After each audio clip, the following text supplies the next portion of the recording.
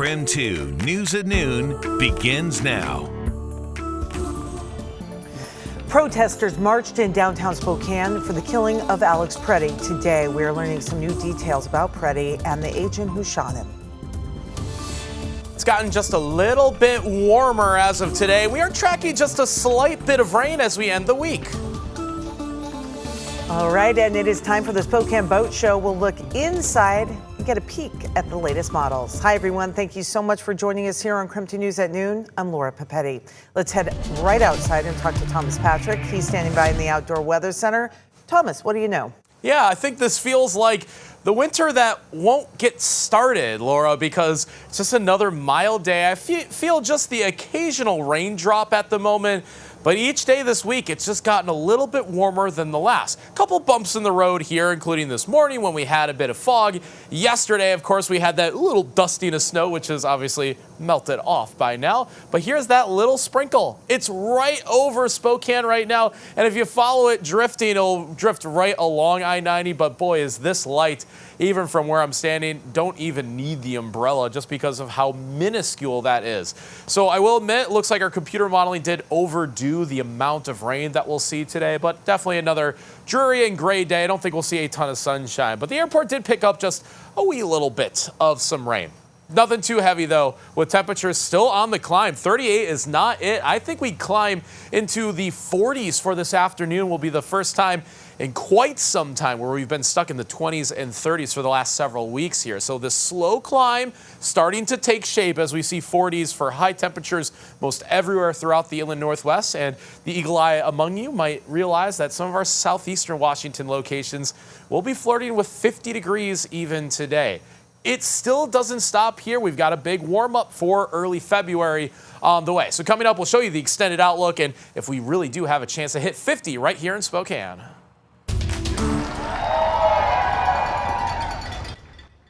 Last night, hundreds of people gathered in downtown Spokane to protest and to remember Alex Pretti. He was shot and killed by Border Patrol last weekend. The group started at Riverfront Park and walked to the courthouse. And some of the people there said they're just standing up for what is right and supporting what they believe in. Because all of our voices matter. It doesn't matter how far or how close you are to what happened. All of us together matter and our voice matters. And if we can all work together, we can make a change. And that's why we're all here. And in Minneapolis, Border Czar Tom Homan says the presence of ICE personnel in Minneapolis could actually decrease soon if agreements with state and local officials are set in place. CBS's Ian Lee reports this change in tone. Border Czar Tom Homan addressed the media in Minneapolis this morning, trying to reset priorities following two deadly shootings at the hands of ICE officers.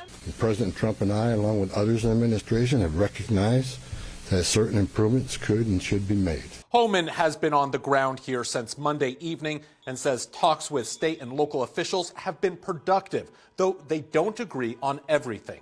What we did agree upon is not to release public safety arrests back in the community, and they could be lawfully transferred to ICE. Homan is leading the operation after Homeland Security Secretary Kristi Noem was relieved of the assignment. Outgoing North Carolina Republican Senator Tom Tillis issued a blistering critique. She clearly doesn't know how to manage. She's never managed a large organization, and she's failing at every possible measure of the job.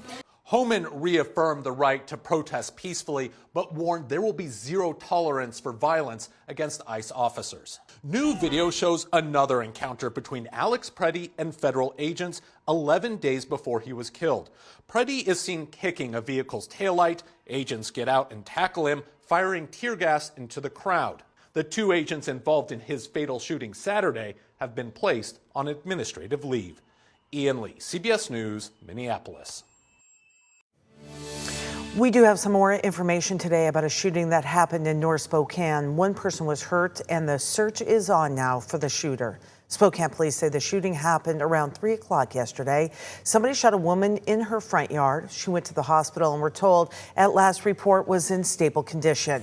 Police cleared the area about 6 o'clock last night, but they still have not found the shooter or arrested anyone. If you have information about this shooting, you are asked to call Crime Check right away.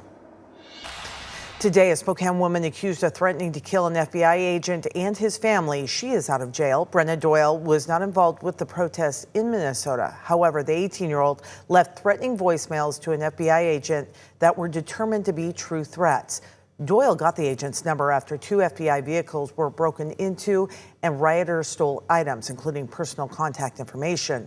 Right now, Doyle is on probation. Her next court hearing is in Minnesota, coming up on February 9th.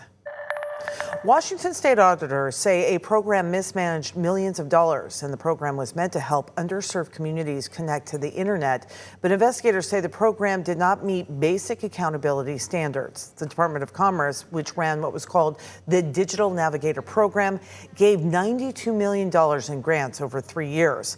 In a recent audit, investigators say they found the program used state funds to pay for first-class plane tickets and alcohol purchases.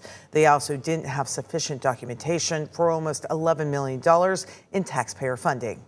When there is a risk of mismanagement behind it and a lack of accountability, that is what is most concerning and eye-opening for us.